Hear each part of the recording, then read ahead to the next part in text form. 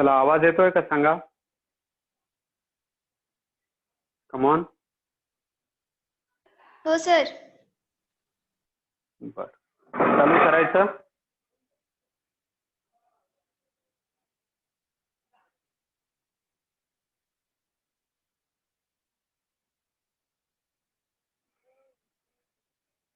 चला चालू करूया. काल आपण बोलत होतो पार्च्युरेशन बद्दल. आपले किती मुलं आलेले नाही आहेत अजून?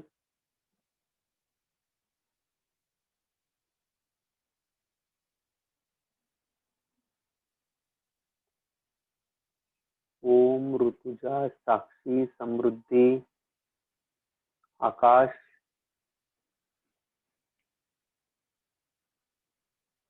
चला,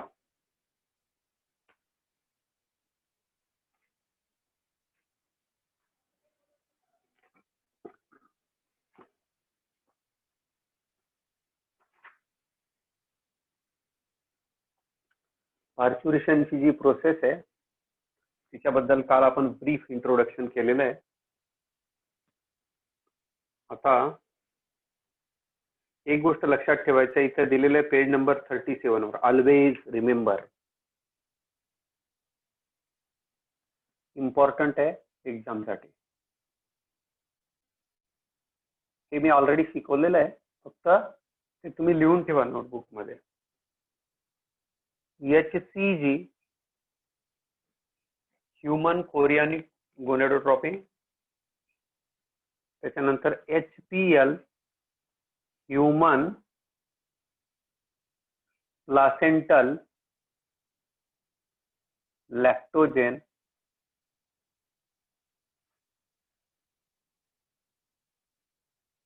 अँड रिलॅक्सिन.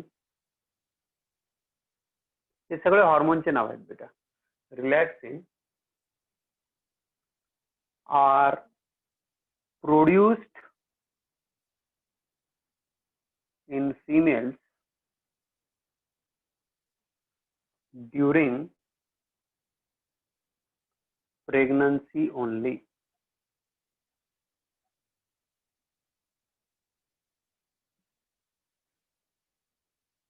During pregnancy only. हे जे हॉर्मोन्स आहेत हे फक्त प्रेग्नन्सी मध्ये तयार होतात. इतर वेळेला तुम्हाला फिमेल बॉडी मध्ये हे सिक्रेट होताना दिसणार नाही. आता काल आपण चर्चा केली होती ह्युमन कसे आहेत. ह्युमन्स जे आहेत आर व्ही पॅरस. व्ही पॅरसचा अर्थ होतो ज्यांचे बाळ गर्भपिशवीत वाढतात. ज्यांचे बाळ गर्भपिशवीत वाढतात अशा ॲनिमल्सला आपण काय म्हणतो, व्ही पॅरस. जे अंड्यातनं जन्म घेतात त्यांना आपण म्हणतो ओव्ही पॅरस. आणि जे काही असे आहेत की जे ओव्हो व्ही पॅरस आहेत. ओव्हो व्ही पॅरस आहेत. याच्या आज आपण डिटेलमध्ये नाही जाणार, आपण व्ही पॅरस बद्दल बोलतोय. ओव्ही पॅरसचा अर्थ होतो जे अंड्यातनं ज्यांचे बाळ, जसे पक्षी असतात ते ज्यांचे बाळ अंड्यातनं बाहेर येतात, फ्रॉग असतात. आणि काही ओव्ही पॅरस म्हणजे काही त्यांचा पार्ट एग मध्ये कम्प्लीट होतो, काही पार्ट जो असतो तो जन्माला आल्यानंतर बाकीचा पार्ट कम्प्लीट होतो. म्हणजे जन्माला येतात, नंतर काही डेव्हलपमेंटल स्टेजेस असतात, त्या पूर्ण केल्यानंतर तो पूर्ण कम्प्लीट ॲनिमल बनत असतो. तर आपण एक पूर्ण ह्युमन बिंग जेव्हा जन्माला यायचं असतं बाळाला, तेव्हा त्याला असं अपूर्णता काही नसते, पूर्णच्या पूर्ण बॉडी घेऊन तो जन्माला येत असतो. आता समजून घेऊया की व्ही पॅरसचा अर्थ आपल्याला कळलेला आहे की ज्यांचे बाळ गर्भपिशवीत वाढतात किंवा आईच्या बॉडीमध्ये ज्यांची डेव्हलपमेंट कम्प्लीट होते आणि पूर्ण डेव्हलप्ड बाळ ज्यांच्या बॉडीतनं बाहेर टाकलं जातं, ही जी प्रोसेस असते ज्याच्यामध्ये अशा पद्धतीने कम्प्लीट डेव्हलपमेंट झालेलं बाळ बाहेर टाकलं जातं. त्याचे दोन वैशिष्ट्य लक्षात ठेवायचे. पहिली गोष्ट, यांचे एग जे असतात, ज्यांच्या बॉडीमध्ये बाळ वाढतं, अशा ऑर्गॅनिझम्सचे, अशा ॲनिमल्सचे, ऑर्गॅनिझम शब्द बाजूला ठेवू थोडा वेळ, अशा ॲनिमल्सचे जे एग असतात बाळांनो, हे एग नेहमी लक्षात ठेवायचे मायक्रोस्कोपिक असतात. मायक्रोस्कोपिक असतात. तुम्हाला नीट बघायचं असेल तर तुम्हाला मायक्रोस्कोप लागेल, इतके छोटे असतात. ज्यांचे बाळ शरीराच्या बाहेर वाढतात, त्यांच्या बॉडीसाठी, त्यांच्या डेव्हलपमेंटसाठी आईच्या बॉडीमधनं जे एग बाहेर पडतं, ते एग पूर्ण न्यूट्रिशन घेऊन बाहेर पडतं. त्यामुळे त्याला प्रॉपर कव्हरिंग असतं. त्यामुळे पक्ष्यांची जी अंडे असतात ना, त्यांना प्रॉपर शेल, त्याच्या प्रॉपर कव्हरिंग करून आलेलं असतं. त्यामुळे अशा एगला आपण म्हणतो मेगालेसिथल एग म्हणतो, ज्यांचा आत भरपूर सारं योक मटेरियल वगैरे, तुम्ही जे अंड वगैरे खाता ना कोंबडीचं, त्याच्यात पूर्ण प्रॉपर न्यूट्रिटिव्ह मटेरियल भरलेलं असतं आणि ते यूज करतं. ते जे जन्माला येणारं पिलू असतं ते पूर्ण यूज करतं, ते पूर्ण संपवतं आणि मग त्याच्यातनं ते बाहेर पडतं. कोणी जर हॅचिंग ऑफ एग जर बघितलं असेल तर यू कॅन इमॅजिन. आता पार्च्युरिशन कोणामध्ये असेल तर व्हीव्हीपॅरस मध्ये असेल. म्हणजे जेवढे व्हीव्हीपॅरस ऑर्गॅनिझम्स आहेत त्यांच्यामध्ये तुम्हाला काय पाहायला मिळेल की पार्च्युरिशन पाहायला मिळेल. आणि पार्च्युरिशन येणाऱ्या स्टेप्स आहेत. स्क्रीन दिसत नाहीये? तुझा प्रॉब्लेम आहे बेटा. बाकीच्या मुलांना नाही ना प्रॉब्लेम? सगळ्यांना दिसते ना स्क्रीन? हो सर. येस. आता पार्च्युरिशनच्या काही स्टेप्स आहेत बेटा. फिमेल्सला ज्या वेळेला प्रसूती होते त्याच्या आधी एक फील येतो, that is called as a वेदना होतात, त्याला आपण म्हणतो लेबर पेन. काय वर्ड यूज केला जातो? Labour pain. लेबर शब्दाचा अर्थ होतो अतिशय कष्टाने डिलिव्हरी होत असते, खूप वेदना होतात. त्या फिमेलला बाळाला जन्म देताना प्रचंड वेदना सहन कराव्या. आज तुम्ही नाशिक सारख्या सिटीमध्ये आपण सगळेजण राहतो, या ठिकाणी पेनलेस डिलिव्हरी असं एक कन्सेप्ट आलेली. Painless delivery. आत्ताच्या ज्या मुली आहेत, मुलीच म्हणणार मी त्यांना ना त्या प्रसूती वेदना सहन होत नाही किंवा तेवढ्या सहन करू शकत नाही. काही तर सरळ सरळ डॉक्टरांना सांगतात की डॉक्टर सी सेक्शन करून टाका किंवा सिझेरियन करून टाका. अर्थात सिझेरियन केल्यानंतर मोठी जखम होते, ती जखम भरायला वेळ लागतो, निरनिळ्या गोष्टी असतात. त्याच्यानंतर पुढचं बाळाच्या वेळेला समजा एकापेक्षा जास्त बाळ व्हायचे असतील किंवा पहिल्या बाळाला काही प्रॉब्लेम झाला, परत चान्स घ्यायचा असेल तर खूप प्रॉब्लेम येतात. नॅचरल डिलिव्हरी ही सगळ्यात चांगली डिलिव्हरी. आता पहिल्यांदा हे समजून घेऊ की पार्च्युरिशन शब्दाचा अर्थ होतो प्रसूती आणि पेनलेस डिलिव्हरीचा अर्थ होतो ज्याच्यात कमरेमध्ये एक इंजेक्शन दिलं जातं स्पायनल कॉर्डच्या तिथे, आणि त्या स्पायनल कॉर्ड मध्ये इंजेक्शन दिलं की इथून खालचा भाग जो असतो स्त्रीचा, त्याच्यामध्ये तो जो वेदना ज्या असतात, बेसिकली डिलिव्हरीचे ज्या पेन्स असतात त्या लेबर पेन्स खूप कमी होतात. लेबर पेन म्हणण्याचं कारण काय आहे? लेबर शब्दाचा अर्थ होतो मजूर आणि पेन शब्दाचा अर्थ होतो वेदना. तर मजुरासारखी मेहनत केल्यानंतर प्रचंड शक्ती खर्च करावी लागते डिलिव्हरी होताना, आणि त्याच्यामध्ये नुसतं तेच नसतं, त्याच्याबरोबर वेदना पण सहन करायची. म्हणजे दोन गोष्टी सहन होतात, एक तर प्रचंड कष्ट आणि दुसरे त्याच्याबरोबर वेदना. नाही तर नुसतं लेबर शब्द आला असता, पण तो लेबर शब्द न येता लेबर आणि पेन हे दोन शब्द येतात. म्हणजे प्रचंड कष्ट, प्रचंड थकवा ज्याच्यामध्ये येतो आणि त्याच्याबरोबर पेन पण सहन करायचं असतं. त्यामुळे फिमेल्सला होणाऱ्या ज्या पेन्स असतात ड्युरिंग प्रेग्नन्सी, ड्युरिंग डिलिव्हरी, त्याला आपण लेबर पेन म्हणतो. याला मराठीत आपण म्हणू शकतो प्रसूती वेदना. प्रसूती वेदना, लेबर पेन. आणि जिथे डिलिव्हरी होते त्याला लेबर रूम म्हणतात. LOBOUR पण यूज करू शकता किंवा LABOR पण यूज करू शकता. लेबर रूम, जिथं डिलिव्हरी केली जाते. तुम्ही हॉस्पिटलमध्ये जर कधी गेले असाल, मॅटर्निटी हॉस्पिटलमध्ये खास करून, तर तिथे काय वर लिहिलेलं असतं, लेबर रूम. आलं लक्षात. आता याच्यामध्ये काय काय होतं, कोणकोणत्या इव्हेंट्स घडतात ते नीट समजून घ्यायचं आपल्याला. लेबर पेन्स जे असतात याचं इनिशिएशन जे होतं हे ब्रेन मधनं होतं. ब्रेन मधून ऑक्सिटोसिन रिलीज केला जातो. आता काय होतं त्याची एक छोटीशी झलक सांगतो.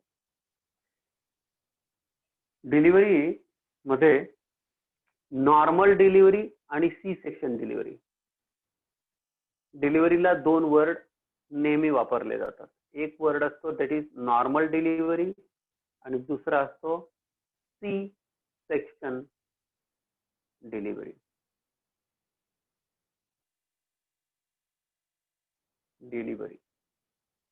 डिलिव्हरी याचा अर्थ प्रसूत होणे, बाहेर एखादी गोष्ट बाहेर काढणे, त्याला आपण आपण म्हणतो ना डिलिव्हरी मिळाली का, वस्तू एखादी येते तेव्हा आपण वर्ड काय यूज करतो, डिलिव्हरी मिळाली का असं वर्ड यूज करतो ना. तसंच त्या अँगलने मला हे म्हणायचं, नीट लक्ष द्या. तर नॉर्मल डिलिव्हरीचा अर्थ होतो की व्हजायनल डिलिव्हरी.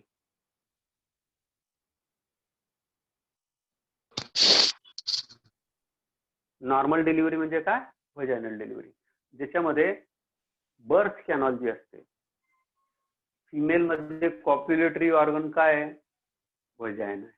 व्हजायना मधून जेव्हा बाळाचं डोकं आणि पूर्ण बाळाची बॉडी पास होते, अशा डिलिव्हरीला आपण नॉर्मल डिलिव्हरी म्हणतो. ज्या डिलिव्हरीमध्ये नॉन व्हजायनल रूट यूज केला जातो, म्हणजे ज्याच्यामध्ये व्हजायनाचा वापर न करता, समजा ही एक फिमेल आहे, एक इथे बॉडी दाखवतो, एक फिमेल आहे समजा, ही फिमेल आहे आणि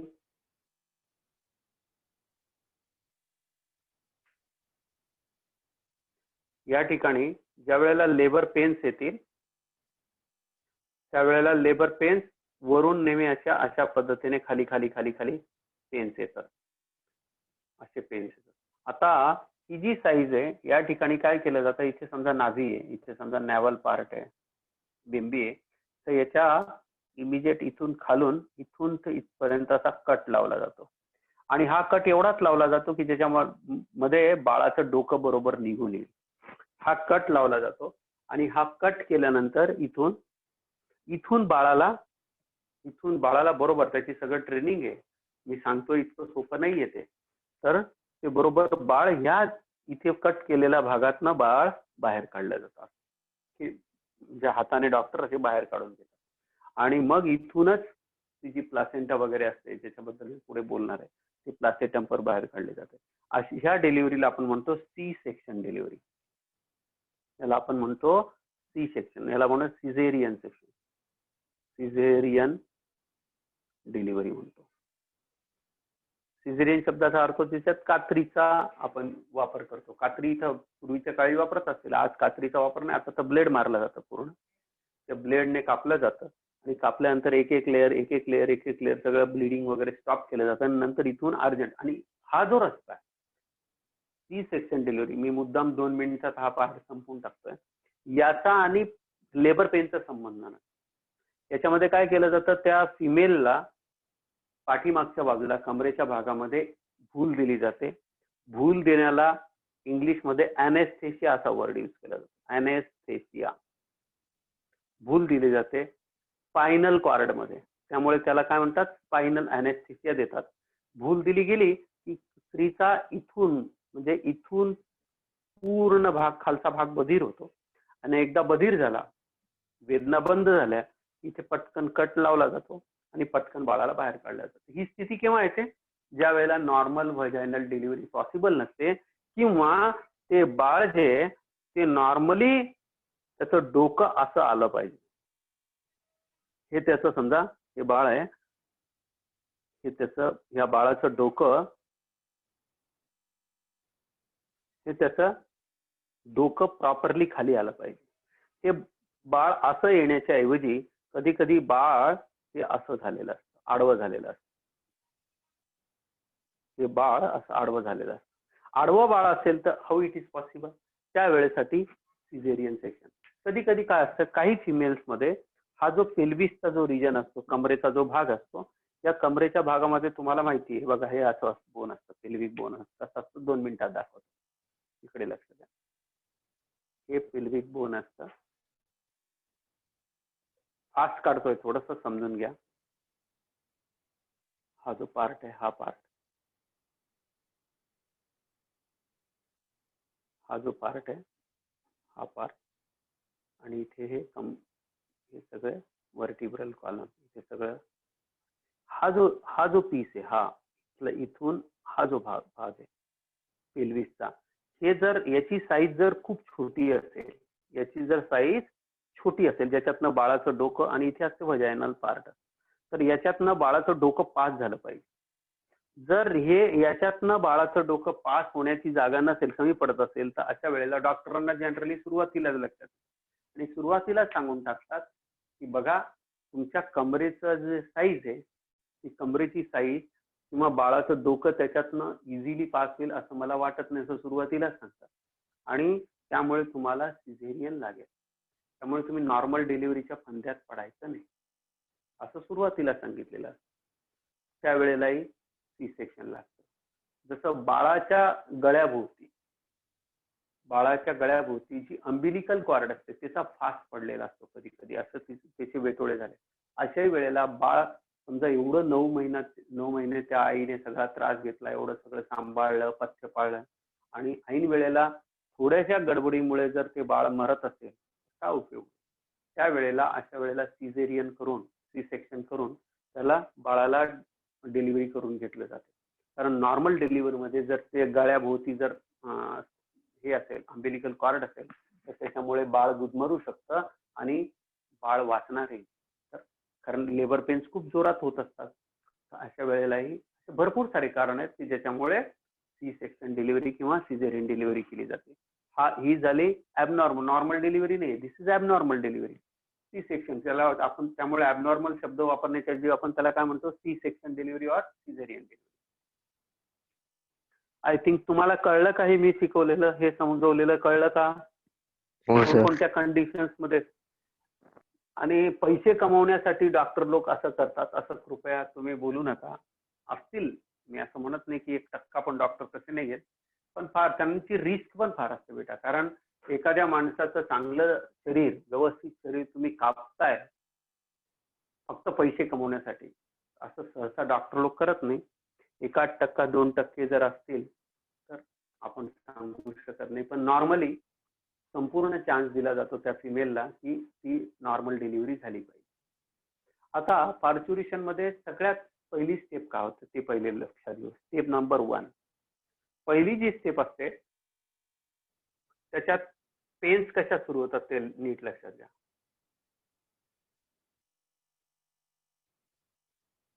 uterine and abdominal contraction. Contraction शब्दाचा अर्थ होतो अंकुंचन. पहिली स्टेप काय होते, युटेराइन अँड ॲब्डॉमिनल. पोटात आणि गर्भपिशवीत कळा येतात, कॉन्ट्रॅक्शन्स होतात, कळा येतात, लिटरली कळा येतात, दुखतं आणि दुखायला लागतं. जनरली ज्या घरातल्या सिनियर फिमेल्स असतात, वयस्कर असतात, त्या विचारतात काय ग पोटात दुखायला लागलंय का. एखादी ग्रॅव्हिडा फिमेल असेल, एखादी प्रेग्नंट वुमन असेल ना, तर तिला विचारलं जातं, 9 महिने तिचे झाले असतील, भरले असतील, ती कंप्लेंट करत असेल की मला आज पेन आहे, तर त्यावेळेला ते काय आहे, युटेराइन अँड ॲब्डॉमिनल कॉन्ट्रॅक्शन. आता हे कॉन्ट्रॅक्शन का होतात ते नीट समजून घ्या. बाळ जे हे पूर्ण डेव्हलप झालेलं बाळ, तर हे बाळ कशात ठेवलेलं आहे, एका पिशवीत ठेवलेलं आहे. दिस बॅग लाईक स्ट्रक्चर. आणि जसं जसं पहिले एक एक स्टेप समजून घ्या.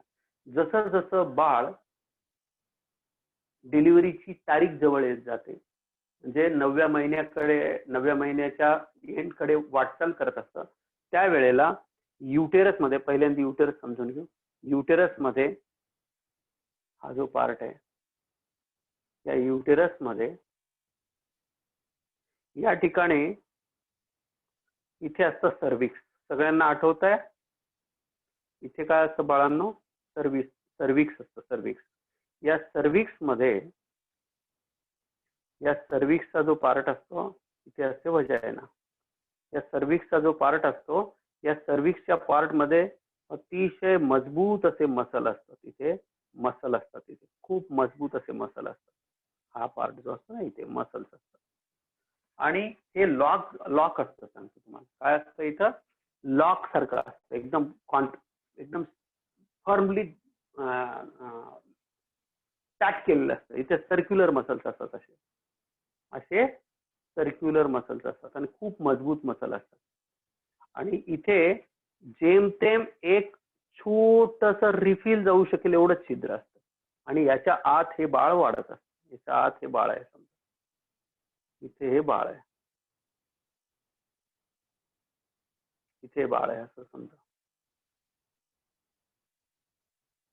इथे बाळ आहे. हे 9व्या महिन्याला हे जे बाळ असतं याचा हळूहळू डोक्याचा भाग जड असल्यामुळे हे बाळ असं फिरत, असं समजा हे सुरुवातीला असं आहे,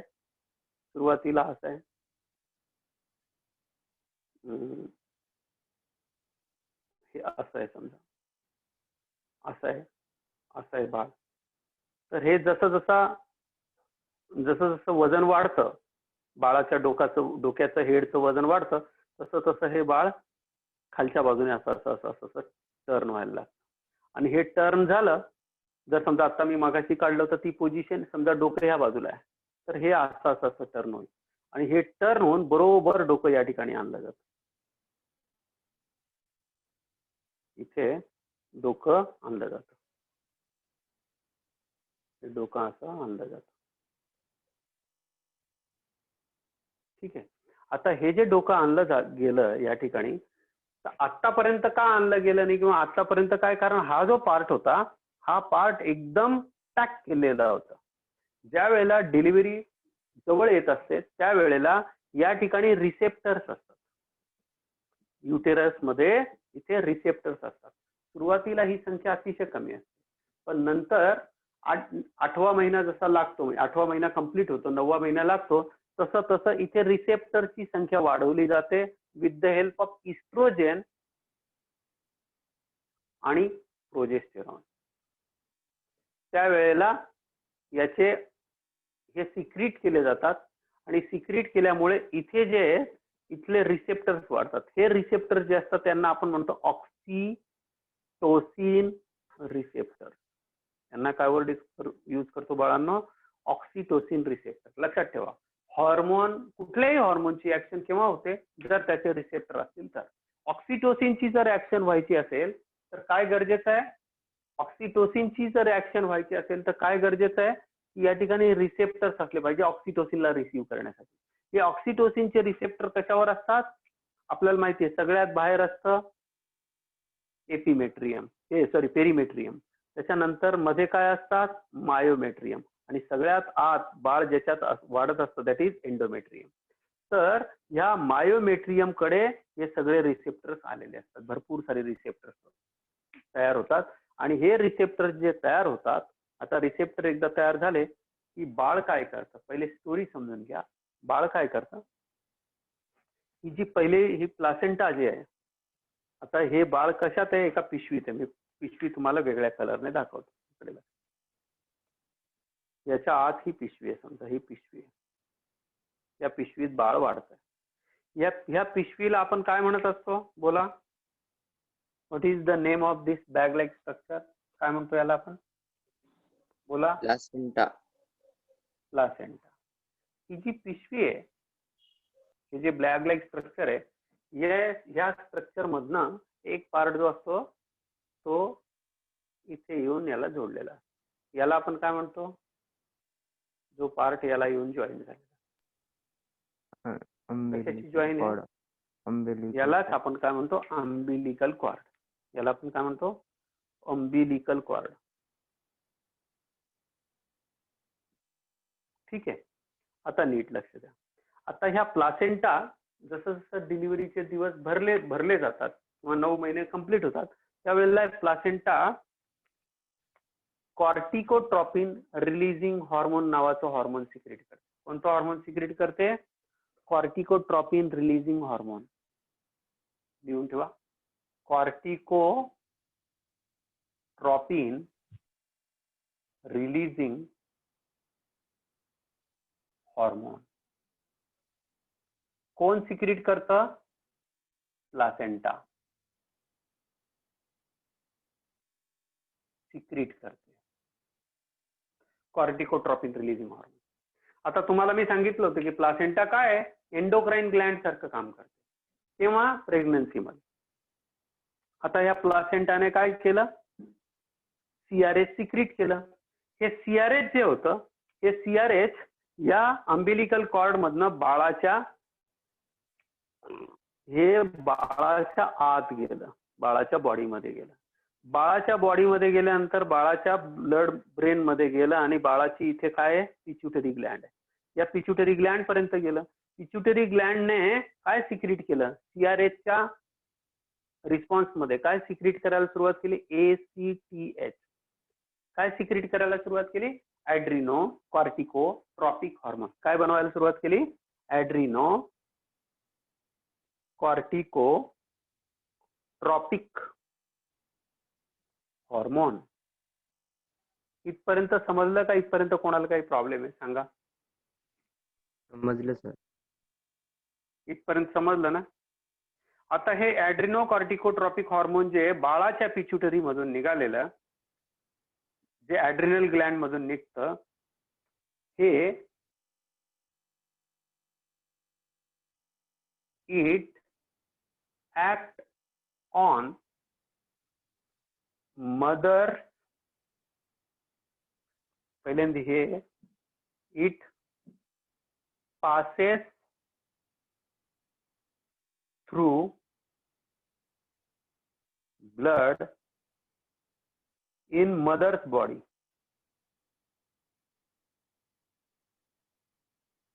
इथपर्यंत कळलं का सगळ्यांना? इथपर्यंत कळलं का? आता सीआरएच तयार केलं प्लासेंटाने. कॉर्टिकोट्रॉपिन रिलीजिंग हॉर्मोन जसं प्लासेंटाने तयार केलं, ते ब्लड मधून कुठे टाकलं गेलं? बाळाच्या. In fetal pituitary Gland.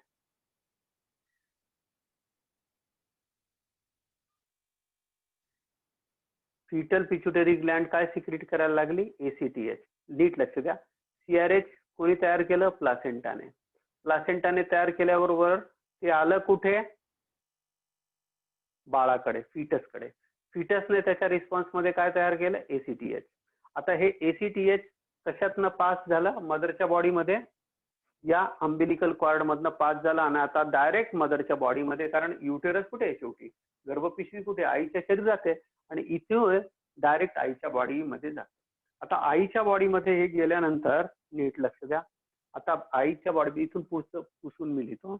एक युटेराइन कॉन्ट्रॅक्शन का सुरू झाले ते मी तुम्हाला एक्सप्लेन करतो.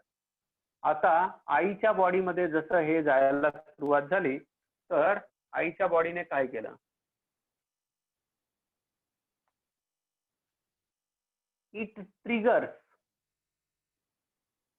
ट्रिगर म्हणजे जसं बटन दाबतो. It triggers the secretion of oxytocin from mother's pituitary gland. आईच्या पिट्युटरी ग्लँड मधनं काय होतं? आता याच्यामुळे काय झालं? ACTH मुळे काय झालं? ACTH ची ऍक्शन झाली आणि कशाचं बटन दाबलं गेलं? ऑक्सिटोसिन. आता ऑक्सिटोसिन कुठे तयार होतं? पोस्टिरियर पिच्युटरी मध्ये. पोस्टिरियर पिच्युटरी मधून ते रिलीज व्हायला लागलं, सिक्रीट व्हायला लागलं. आता तुम्ही विचार करा, त्या ऑक्सिटोसिनला रिसीव्ह करणारे इथे भरपूर सारे ऑलरेडी रिसेप्टर्स तयार आहेत. केव्हा तयार झाले? हे 9व्या महिन्याला. त्याच्याबरोबर काही एन्झाईम्स पण तयार झाले. आता इथे हे जे मसल्स होते, ह्या मसल्स मधल्या फायबर्सला वीक करतात आणि ह्या वीक केल्यामुळे हा जो रस्ता आहे, हा रस्ता ओपन होतो. हा रस्ता जो आहे बेटा, हा ओपन होतो आणि याला म्हणतात डायलेशन. याला म्हणतात डायलेशन. डायलेशन म्हणजे विस्तार होणे, एखाद्या जागा मोकळी होणे. तर डिलिव्हरीसाठीची जागा मोकळी होते. हा जो भाग आहे हा मोठा होतो आणि हा जो भाग जो मोठा होतो, हा भाग मोठा झाला म्हणजे इथे सर्व्हिक्स मध्ये जे स्मूथ मसल्स होते, जे फायबर्स होते, त्यांना रिलीज केले गेले, त्यांना डायजेस्ट केलं गेलं आणि हा पार्ट आता ओपन झाला. आता ही पूर्ण बॅगच्या बॅग जी आहे ती खाली सरकायला सुरुवात होते. पूर्ण ही बॅग खाली सरकायला सुरुवात होते. म्हणजे ऑक्सिटोसिन काय करतं? स्मूथ मसल्सचं कॉन्ट्रॅक्शन करतं. ऑक्सिटोसिन काय करतं? स्मूथ मसल्सचं कॉन्ट्रॅक्शन करतं. हे लक्षात येत आहे का सगळ्यांना? ऑक्सिटोसिन जेव्हा जेव्हा बाळांनो लक्षात ठेवा, ऑक्सिटोसिन हे एक असं इंजेक्शन आहे की जे किंवा असं केमिकल आहे, असं आत्ताचा मार्केटमध्ये तुम्हाला माहिती आहे म्हशींना जास्त दूध द्यावं, गायींनी जास्त दूध द्यावं म्हणून दुर्दैव आहे, आपलं दुर्दैव आहे की शेतकरी किंवा जे तबेलेवाले आहेत ते काय करतात, दूध काढायच्या आधी म्हशीला एक इंजेक्शन देऊन टाकतात ऑक्सिटोसिन. चुकीचं आहे तुम्हाला सांगतो, पण काय करणार, जास्त दूध द्यावं. का त्याची कशी ऍक्शन होते ते आपण पुढे गेल्यावर बघणार आहोत. आता हे ऑक्सिटोसिन जसं रिलीज होतं तसं याचे कॉन्ट्रॅक्शन्स वाढतात. कॉन्ट्रॅक्शन जसं जसं वाढतील, जसं जसे कॉन्ट्रॅक्शन वाढतील तसं तसं जास्त जास्त एसीटीएच सिक्रेट होतं. बघा कसं उलट कार्यक्रम आहे, बघा इथे नीट लक्षात घ्या. ऑक्सिटोसिन आलं, पेन सुरू झाल्या. ऑक्सिटोसिन आलं, पेन सुरू झाल्या, लेबर पेन सुरू झाल्या. असं असं अब्डोमेन खाली ढकलतंय बाळाला. अब्डोमेन जे अब्डोमिनल मसल्स जे आहेत आणि युटेराइन मसल्स जे आहेत ते काय करतायत, बाळाला खाली ढकलतायत, खाली ढकलतायत. बरोबर. आता खाली जसं बाळाला ढकललं जात आहे तसं तसं इथे ताण पडतोय. हे इथले जे रिसेप्टर्स आहे, ह्या रिसेप्टर्स मधून जास्त प्रमाणात एसीटीएच बाहेर जात आहे. एसीटीएच जेवढं जास्त जाईल तेवढं ऑक्सिटोसिन आणखी जास्त सिक्रेट होईल. मग ऑक्सिटोसिनची लेवल वाढत वाढत जाते आणि हळूहळू बाळाला खालच्या दिशेने सरकवलं जातं. आता बाळ जसं सरकतं, इकडे लक्ष द्या, हे बाळ जसं सरकतं तशी ही जी प्लासेंटा असते ती रप्चर होते, फुटते आणि याच्यातलं फ्लुइड जे असतं हे फ्लुइड बाहेर पडायला लागतं आणि हा जो पार्ट असतो हा संपूर्ण पार्ट बाळांनो लुब्रिकेट होतो, ओलसर होतो. हा पूर्ण भाग ओला होतो.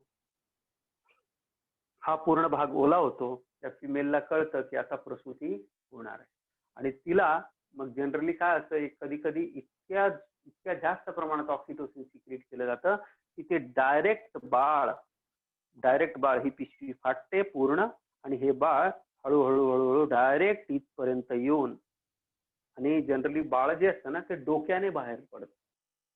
डोक्याचा भाग जो असतो त्याची जी नजर असते, त्याचा जे तोंडाचा भाग असतो तो खालच्या दिशेने असतो आणि डोकं जे आहे ना अशा पद्धतीने येतं, अशा पद्धतीने. हा जो पार्ट असतो ना हा पार्ट असा असतो, तोंडाकडनं असा पूर्ण असा भाग पूर्ण पुढे येतो आणि हा भाग जसा पुढे येतो तसं पुढे आल्यानंतर हे समजा हा अशा पद्धतीने बाळ येतं की त्याची पाठीकडचा भाग असतो हा आणि इथून बाळ हे आलं की बाळाचे हात असे असतात, अशा पद्धतीने असे जोडलेले असतात आणि त्याच्यातनं हे डॉक्टर किंवा ती जी सुई असते ती काय करते, बाळाचं डोकं इथे दिसायला लागलं की थोडंसं हात बोट लावून वगैरे ग्लोव्ज वगैरे घालून याला बाळाचं डोकं पहिल्यांदा बाहेर केलं. कारण डोक्याची साईज सगळ्यात मोठी असते. लक्षात ठेवा, लहान बाळामध्ये खांद्याची साईज आणि डोक्याची साईज एक असते. उलट असं म्हणू शकता तुम्ही, हे खांदा जो असतो हा खांदा लहान बाळांचा खांदा जो असतो हा लहान बाळांचा खांदा डोक्यापेक्षा कमी साईजचा असतो. त्यामुळे एकदा हा पार्ट आला की मग बाकीचे पार्ट पूर्ण पार्ट यायला वेळ लागत. दुसरी गोष्ट, बाळाची जी कवटी असते तिच्यामध्ये गॅप असतात. कसे असतात ते मी तुम्हाला शिकवणार आहे. म्हणजे पहिली स्टेप काय झाली, आता ह्याच्यानंतर हे पिट्युटरी ग्लँड मधनं जसं ऑक्सिटोसिन रिलीज व्हायला लागलं तसं काय व्हायला लागलं, डायलेशन झालं. त्याच्यानंतरची स्टेप काय आली, डायलेशन झाली. एकदा डायलेशन सुरू झालं याला म्हणतात डायलेशन स्टेज. त्याला काय म्हणतात बाळांनो, डायलेशन स्टेज. ही पहिली स्टेप आहे. आता डायलेशन जसं जसं होतं त्यावेळेला दोन घटना घडतात.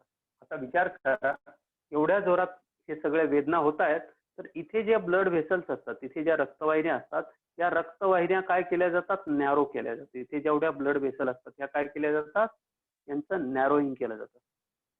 नॅरो होतात, नॅरोईंग ऑफ ब्लड व्हेसल्स. नॅरोईंग म्हणू शकता, कॉन्स्ट्रिक्शन असा पण वर्ड यूज केला जातो. कॉन्स्ट्रिक्शन होतं ब्लड व्हेसल, जेणेकरून खूप रक्त, तुम्ही विचार करा ना, इथे सगळ्या बाजूने आपण शिकलो होतो ना काल, असं करून असं आपण पाहिलं होतं ना, याच्यामध्ये आईच्या सगळ्या रक्तवाहिन्या याच्याशी जोडलेल्या आहेत, इथे सगळ्या रक्तवाहिन्या जोडलेल्या आहेत. तर जर समजा हे ऑक्सिटोसिनची ऍक्शन जर अशी झाली नाही, तर ही किती जोरात आणि किती जास्त प्रमाणात, आई तर तिथल्या तिथे मरून जाऊ शकते. इतक्या जर सगळ्या ब्लड व्हेसल एकदम तुटल्या तर आई जगणार नाही. पण ऑक्सिटोसिन काय करतं, या सगळ्याच्या सगळ्या ब्लड व्हेसलचं नॅरोईंग करून टाकतं. अतिशय त्यांचा जो व्यास असतो, ब्लड व्हेसलचा जो व्यास आहे, डायमीटर आहे, तो एकदम छोटा केला जातो आणि ब्लड सप्लाय बंद केला जातो. आता ब्लड सप्लाय बंद झाला आणि बाळ जसं खाली जात आहे, बाळ खाली खाली खाली खाली जात आहे, आणि त्या बाळ जसं जसं खाली जातं तसं oxytocin induce uterine contraction and become stronger and stronger. इथे काय होतं, stronger and stronger contractions occur due to release of oxytocin. Oxytocin जास्तीत जास्त रिलीज केलं जातं आणि युटेराइन कॉन्ट्रॅक्शन्स वाढत जातात. बाळाकडून जो मेसेज जातो त्याला आपण फिटल रिफ्लेक्स म्हणतो. आता इथून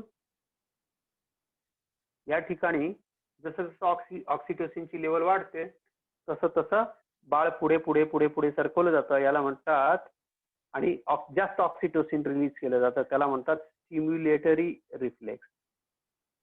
स्टिम्युलेटरी रिफ्लेक्स. जास्त कॉन्ट्रॅक्शन जास्त सिक्रिशन, जास्त कॉन्ट्रॅक्शन जास्त सिक्रिशन. आता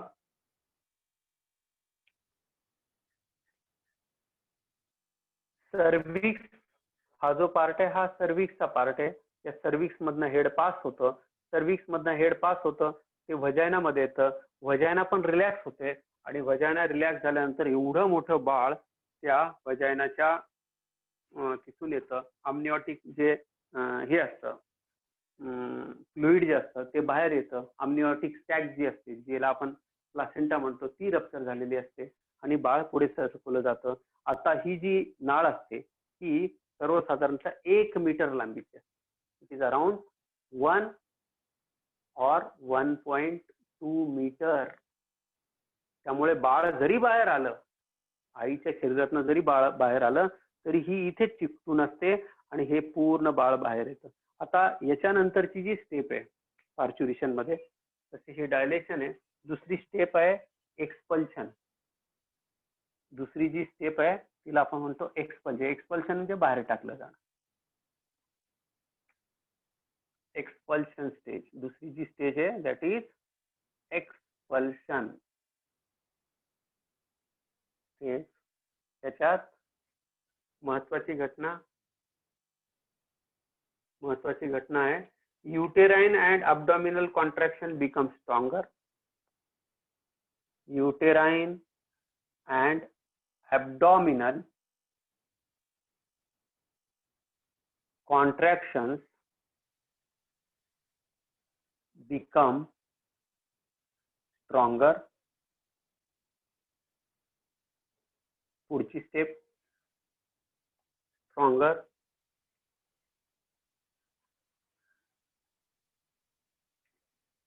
Fetus passes through elytra, cervix. Fetus passes through cervix and vagina. वजायना आणि सर्व्हिक्स मध्ये बाळ पासून मधून बाळ स्वतःचं डोकं बाहेर काढतं, मग पुढे येतं आणि फायनली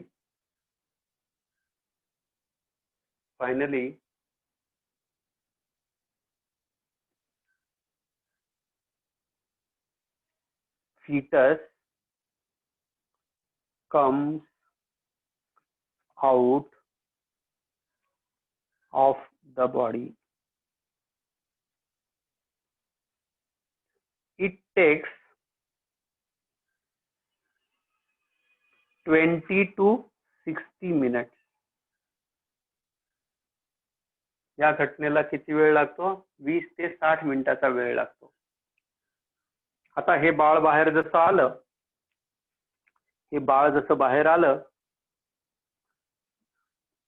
इकडे लक्ष द्या. आता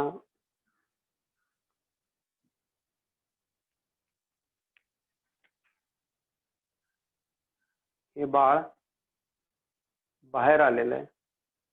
आता ही प्लासेंटा जी एकदम छोटीशी राहिलेली आहे, ह्या प्लासेंटाचा हा जो पार्ट आहे अब्डॉमिनल, बाळाच्या अब्डॉमेनशी, बाळाच्या नॅव्हेलशी जोडलेला आहे, नाभीशी जोडलेला आहे. हे समजा इथे एक बाळ आहे, हे इथं समजून घ्यायला मी बाळासारखं काढण्याचा प्रयत्न करतो.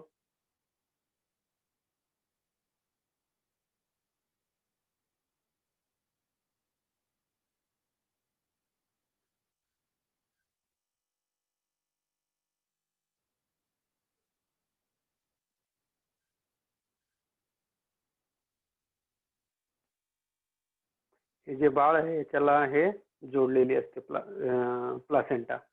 ही अम्बिलिकल कॉर्ड थोडंसं अंतर ठेवून इथे आणि इथे या दोघांच्या मध्ये अशी कट करतात. इथं क्लिपिंग केलं जातं, क्लिप लावली जाते. एक अशी क्लिप येते बाळांना, अशी एक क्लिप येते आणि ही क्लिप ही लॉक सारखी क्लिप असते आणि याची डॉक्टर लोक अशी ओपन करतात आणि याला लावून देतात. एकदा ही क्लिप लावली की इथून याचा आईचा आणि या बाळाचा संबंध संपतो. थोड्या वेळानंतर एक आफ्टर बर्थ स्ट्रक्चर असतं, ज्याला आपण प्लासेंटा म्हणत असतो. त्याच्यानंतर पुढची जी स्टेप आहे तिला म्हणतात आफ्टर बर्थ. बाळ बाहेर आलेलं आहे, बाळ टहा करून जोरात रडतंय आणि ते रडतंय त्याचं कारण असं आहे की त्याला जगायचंय, त्याला श्वास खेचायचा आहे. आणि त्यामुळे जर बाळ रडत नसेल तर रडवलं जातं, मारलं जातं, त्याला थंड पाण्याचा त्याच्यावर हपका मारला जातो की जेणेकरून त्याचे स्टिम्युलस जागृत होतील आणि ते जोरात जोरात रडेल. आणि बाळाच्या तोंडाच्या आत जे फ्लुइड वगैरे जे, कारण डिलिव्हरी होताना आणि बाळ ज्या पिशवीत आहे त्या पिशवीत त्याच्या तोंडात काही सिक्रिशन्स असतात, ते सगळे सिक्रिशन्स डॉक्टर जर हॉस्पिटल, त्यामुळे सांगितलं जातं की हॉस्पिटलमध्ये डिलिव्हरी करणं का गरजेचं आहे. कारण डॉक्टर लोक काय करतात, त्याच्या तोंडात जमा झालेले जेवढे सिक्रिशन्स असतात किंवा गेलेलं पाणी वगैरे हे सगळं एक मोटर असते, त्याला सक्शन पंप म्हणतात, त्याच्याने सगळं स्वच्छ करून टाकतात. नाकातला भाग सगळा स्वच्छ करतात. संपूर्ण बाळ स्वच्छ झालं की त्याला एका बाजूला मारणं असतं, ते जोरात जोरात रडतं. ते बाळ इकडे रडत असतं आणि बाळ रडत असतं त्याच वेळेला दुसरा जो स्टाफ असतो तो काय करतो, बाळाला रडवून झालं की मग हळूच बाळाची ही जी अम्बिलिकल कॉर्ड आहे ती कट करतात. खेड्यांमध्ये पूर्वीच्या काळामध्ये काय केलं जायचं, ही जी नाळ होती, समजा एखादी स्त्री शेतातच प्रसूत झाली किंवा एखादी स्त्री कुठे रस्त्यात प्रवास करता करता प्रसूत झाली, तर तिथे जे काही उपलब्ध असेल तर दगडाने ठेचून ही नाळ तोडली जायची दगडाने. बरेचदा काय व्हायचं की याच्यातनं रोगजंतू आत जातात, त्याच्यातनं बॅक्टेरिया आत जातात आणि पूर्ण बाळ पुढच्या 8 दिवसामध्ये पूर्ण बाळाच्या बॉडीमध्ये, कारण काय वापरलेलं माहित नाही, कुठेतरी ठेचलं, कुठेतरी विळ्याने कापून टाकलं. तर यासाठी हॉस्पिटलमध्ये डिलिव्हरी गरजेचं आहे. जर हॉस्पिटलमध्ये डिलिव्हरी जर झाली असेल तर डॉक्टर लोक जे ब्लेड यूज करतील तर त्या दाढीचं ब्लेड नाही यूज करणार. ते जे ब्लेड यूज करतात ते सर्जिकल ब्लेड असतं, ते निर्जंतुक असतं. एकदम फ्रेश ब्लेडने हे कापलं जातं, एकदम चांगल्या ब्लेडने, निर्जंतुक केलेल्या ब्लेडने, स्टरलाइज ब्लेडने, आणि मग क्लिप लावली. बरेचदा अशाच वेळेला एका ब्लड बँकवाल्याला बोलवलं जातं, ज्या लोकांकडे पैसा आहे आणि ज्यांना असं वाटतं, ज्या लोकांकडे पैसा आहे आणि ज्या लोकांकडे असं वाटतं की आपल्या बाळाला भविष्यात जर काही आजार झाला तर आपण त्याचा व्यवस्थित इलाज करू शकलो पाहिजे.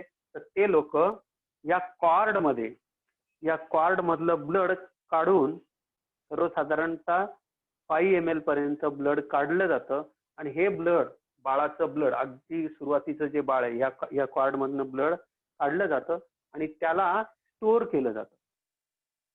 आणि त्याला जिथे स्टोअर केलं जातं त्याला म्हणतात स्टेम सेल बँक मध्ये. या स्टेम सेल बँक मध्ये हे सुरुवातीचं ब्लड स्टोअर केलेलं असतं. याच्यामध्ये काय असतात, बाळाच्या ह्या अंबिलिकल कॉर्ड, एकदा अंबिलिकल कॉर्ड सुकली की तुम्ही कुठूनही स्टेम सेल आणू शकत नाही. ज्याच्यामुळे एवढं मोठं बाळ तयार झालेले त्या ज्या सेल्स असतात त्या सेल्स याच्यामध्ये असतात. या ज्या सेल्स आहेत, हे जे ब्लड आहे हे जर काढून ठेवलं, सांभाळून ठेवलं, पुढच्या 15-20 वर्षापर्यंत 2, 2.5, 3 लाख रुपये लागतात. आणि ते जर तुम्ही ब्लड सांभाळून ठेवलं तर भविष्यात बाळाला जर तसा एखादा ब्लड कॅन्सर झाला किंवा काही विशेष आजार झाला, काही असे आजार आहेत, काही लहानपणापासूनच एखादा डायबिटीस झाला तर त्याने दिलेलं इंडिकेशन कुठे कुठे वापरलं जातं ते ब्लड जनरली. सिकल सेल त्याला आजार झाला, काही विशेष कॅन्सर झाले तर त्यावेळेला हे जे बाळाचं जे ब्लड आहे ते ब्लड नंतर कामात घेता येतं, वापरता येतं. मात्र हे बाळाचं ब्लड पुढच्या 15 ते 20 वर्ष, 15 वर्ष नाही 20 वर्षापर्यंत, 22 वर्षापर्यंत सांभाळून ठेवण्यासाठी ज्या ठिकाणी ही सगळी व्यवस्था असते त्याला क्रायो टेक्नॉलॉजी असा शब्द आहे. त्या क्रायो टेक्नॉलॉजीने अतिशय गार अशा वातावरणामध्ये हे ब्लड सांभाळून ठेवलं जातं. त्याला आजच्या घडीला 2 ते 3 लाख रुपयाच्या दरम्यान खर्च येतो. मुंबईला अशी स्टेम सेल बँक आहे, येतंय लक्षात. आणि इथे जे ब्लड असतं त्याला ब्लड, साधं ब्लड न म्हणतात, त्याला काय म्हटलं जातं, स्टेम सेल. कारण त्याच्यामध्ये बाळाला कुठलंही ऑर्गन, बाळाचे डोळे, कान, नाक, हात, पाय, पाहिजे ते ऑर्गन बनवण्याची क्षमता त्यांच्याकडे असते. हे लक्षात आलं का तुमच्या सगळ्यांच्या? स्टेम सेलचा कन्सेप्ट समजला का सगळ्यांना? सांगा, बोला. हो सर. आता इकडे पेज नंबर 37 वर काय लिहिलेलं आहे? Cord blood bank. Stem cell bank, त्याला दुसरा एक वर्ड काय आहे? Cord blood bank. Cord blood bank, दोन्ही वर्ड आले, लक्षात ठेवायचे. एक्झाम मध्ये काही विचारलं तर सांगता आलं पाहिजे. हे कॉर्ड ब्लड जे असतं हे सांभाळून का ठेवतात? India's first government run cord blood bank at Kolkata was established in 2001. 2001 साली अशी एक बँक, कॉर्ड ब्लड बँक स्थापना झालेली आहे. अँड इट इज अक्रेडिटेड, तिला असं मानांकन मिळालेलं आहे, एक हे सन्मान मिळालेला आहे. काय? AABB, American Association of Blood Bank. The cord blood bank functions according to the central and state government policies, rules and guidelines. या ठिकाणी या सरकारी नियमांना धरून, सरकारी नियमांनुसार ही कॉर्ड ब्लड बँक चालवली जाते. ही सरकारी ब्लड बँक आहे. कॉर्ड ब्लड किंवा umbilical cord blood is the blood that remains in the umbilical cord. असं ब्लड असतं की जे उरलेलं आहे, बरोबर. And placenta post delivery, delivery झाल्यानंतर याच्यात असलेलं जे ब्लड असतं ते काढून घेतलं जातं. Cord blood banking is the process of collecting cord blood, extraction and cryogenically preserved. क्रायोजेनिकली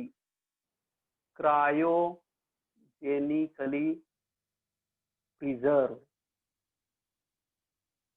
आता क्रायोजेनिकलीचा अर्थ होतो, क्रायो शब्दाचा अर्थ होतो -70 डिग्री सेंटीग्रेडच्या आसपासचं तापमान किंवा त्याच्यापेक्षा कमी. याला आपण क्रायो टेक्नॉलॉजी म्हणतो, क्रायो जेनी असं वर्ड यूज करतो. आता काय म्हणतोय तो? Cryogenically preserving for stem cells and other cells of the immune system for future potential medical use. भविष्यात जाऊन त्या बाळाला तशा पद्धतीचा कोणता आजार झाला तर त्याचा उपचार करता यावा म्हणून हे ब्लड स्टोअर केलं जातं. यांनी मुद्दाम म्हणून कुठली कॉस्ट वगैरे काही मेन्शन केलेली नाहीये. पुढे काय म्हणतोय? can be used to treat diseases that harm the blood and immune system. जे इम्युन सिस्टीमला प्रतिकारक क्षमतेला जे वाचवू शकतील अशा गोष्टींचा इलाज याच्यातनं केला जातो. फॉर एक्झाम्पल ल्युकेमिया म्हणजे ब्लड कॅन्सर, इतर काही कॅन्सर, सिकल सेलचा आजार, थॅलेसेमियाचा आजार आणि सम मेटाबॉलिक डिसऑर्डर, हे सगळे याच्याने ट्रीट केले जातात. आय होप हा पार्ट तुम्हाला आता क्लिअर झाला असेल. आता फक्त एक राहिला आफ्टर बर्थचा. तो आफ्टर बर्थच्याच पार्ट मधला हा पार्ट आहे. मी आफ्टर बर्थ एकदा तुम्हाला समजून सांगतो. आता आफ्टर बर्थ जो आहे, नीट लक्ष द्या.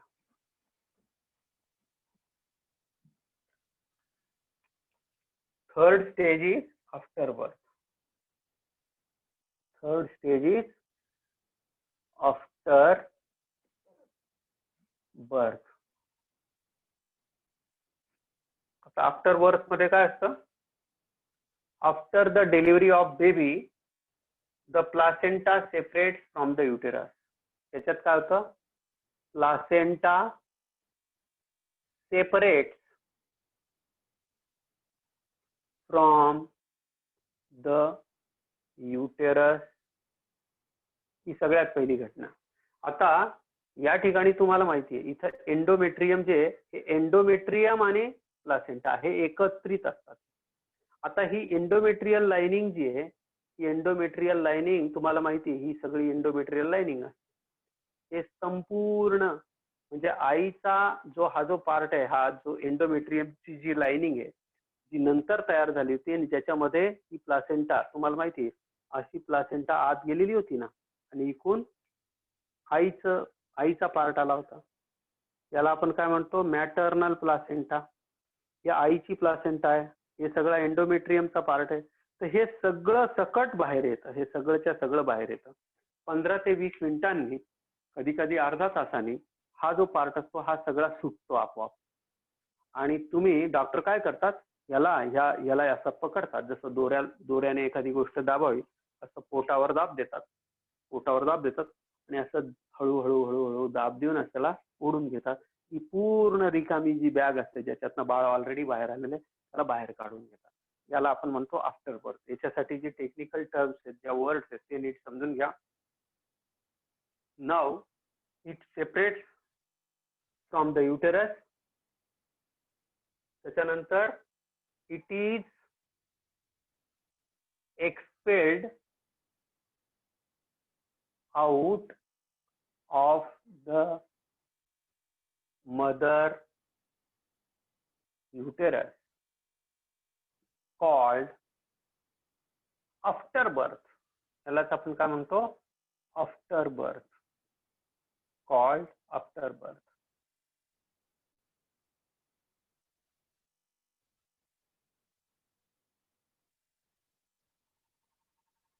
It occurs between 10 to 45 minutes after delivery.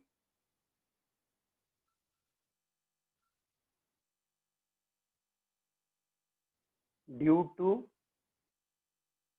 severe, strong contraction. त्याला बाहेर कसं काढलं जातं? कारण कॉन्ट्रॅक्शन जोरात होतच राहतात, त्यामुळे हे बाहेर फेकलं जातं.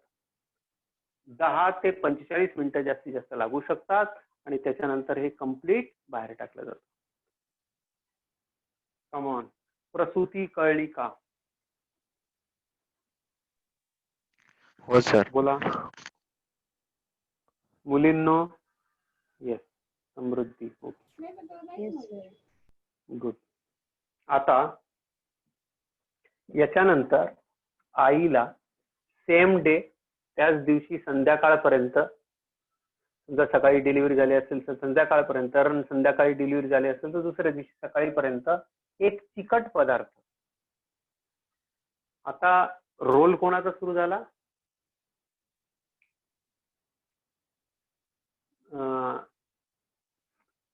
प्रोलॅक्टिन हॉर्मोनचा रोल सुरू झाला. आता कोणाचा सुरू झाला रोल? Prolactin hormone.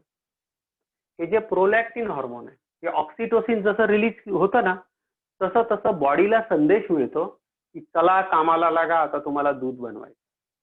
आता हे जे ब्रेस्ट आहे, आपण मागच्या वेळेला पाहिलं होतं, ही जी ब्रेस्ट आहे, या ब्रेस्ट मध्ये बाळांनो, या ब्रेस्ट मध्ये ही ब्रेस्ट आतापर्यंत जी ब्रेस्ट नुसती अशीच होती, तयार झाली होती. इथे हा एरिओलाचा जो भाग असतो, हा एरिओलाचा भाग इथं बाळाचं ओठ लागत असतो आणि इथून हे आपण पाहिलं होतं मागच्या वेळेला याचं स्ट्रक्चर, तुम्हाला आठवत असेल. या स्ट्रक्चर्स मध्ये आता मिल्कचं फॉर्मेशन सुरू होतं. आता हे कशाने सुरू झालं? ऑक्सिटोसिनच्या इफेक्टने सुरू झालं. आता ऑक्सिटोसिनच्या आणि प्रोलॅक्टिनच्या इफेक्टमुळे इथे अर्ली फ्लुइड तयार होतं, याला म्हणतात कोलोस्ट्रम. काय वर्ड यूज करतात त्याच्यासाठी? कोलोस्ट्रम. हे कोलोस्ट्रम जो असतो, इट इज अर्ली yellowish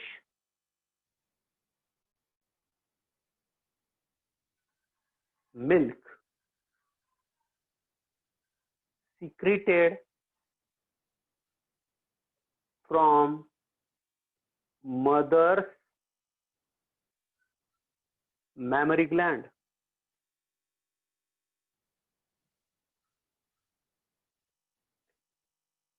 आणि हे कशासाठी सिक्रेट केलं जातं? It contains IgA like antibodies. या ज्या असतात हे अँटीबॉडीज तयार करतात, जेणेकरून बाळाच्या निरनिराळ्या प्रकारच्या आजारांपासून त्याला संरक्षण मिळावं. पूर्वी काय करायचे लोक, हे जे याला चीक असा शब्द आहे, मराठीमध्ये काय वर्ड यूज करतात? चीक. हा चिकट असतो म्हणून त्याला कदाचित चीक म्हणत असावेत. हा चिकासारखा जो पदार्थ असतो पूर्वी फेकून द्यायचे. आज डॉक्टर लोक, नर्सेस किंवा हेल्थ वर्कर जे असतात ते आवर्जून सांगतात, तुम्ही प्रसूती झाल्या ना तर तुम्ही कोलोस्ट्रम पाजा. काय पाजा? तुम्ही कोलोस्ट्रम पाजा, जेणेकरून तुमच्या बाळाला पुढच्या 6 महिन्यात 1 वर्षात जे होणारे आजार आहेत ते तुम्ही टाळू शकतात. त्याच्यात IgG, IgA, IgM सारख्या अनेक अँटीबॉडीज असतात. ह्या अँटीबॉडीजमुळे बाळाला त्याला इम्युनो, IgA चा लॉंग फॉर्म तुम्ही देऊ शकता, इम्युनो ग्लोब्युलिन ए. अशा प्रकारचे इम्युनो म्हणजे प्रतिकार शक्ती, ग्लोब्युलिन एक प्रकारचं प्रोटीन, जे प्रतिकार शक्ती देऊ शकणारं प्रोटीन आहे. असं प्रोटीन या आईच्या सुरुवातीच्या दुधामध्ये, कच्च्या दुधामध्ये असतं. आणि हे दूध जसं जसं बाळ पितं त्याच्यामुळे 2 गोष्टी होतात. एक, आईचं आणि मुलाचं चांगलं बॉन्डिंग होतं. दुसरी गोष्ट, नंतरचं जे दूध येणार आहे ते व्यवस्थित यायला लागतं. तिसरी गोष्ट, बाळाला निरनिराळ्या प्रकारच्या आजारांपासून संरक्षण मिळतं. काय म्हटलंय तेवढं आपल्या बुकमध्ये वाचूया आणि थांबूया. The mammary gland of the fetal start producing milk at the end of pregnancy. प्रेग्नन्सीच्या शेवटी मॅमरी ग्लँड दूध बनवायला सुरुवात करतात. which is responsible for the prolactin is the hormone which is responsible for production of milk. Lactation, याला काय word use करतात? बाळाला दूध पाजणं, याला वर्ड यूज करतात लॅक्टेशन. लॅक्टेशन, लॅक्टेशन म्हणजे स्तनपान करणे, स्तनपान किंवा आपण म्हणून दूध पाजणे, याला म्हणतात लॅक्टेशन. काय म्हणतोय बघा. The mammary gland of the female starts producing milk at the end of pregnancy by the process of lactation. Prolactin is the hormone which is responsible for production of milk. Lactation helps the mother feeding the newborn baby. याच्यामुळे नवीन जे नवजात बालक आहे, जे जन्माला आलेलं बाळ आहे, त्याचं पोट भरता येतं, त्याला अन्नाचा पुरवठा करता येतो. अन्न म्हणजे इतर बाहेरचं अन्न नाही, बाळासाठीचं अन्न दूध आहे. The fluid secreted by mammary gland soon after childbirth is called as colostrum. आता कोलोस्ट्रम बद्दल माहिती दिली. It is sticky yellow fluid secreted by mammary gland soon after childbirth. It contains proteins, lactose, mother's antibodies, for example IgA. The fat content of colostrum is low. The antibodies present in it helps the developing resistance for the newborn baby at a time when its own immune system is not fully developed.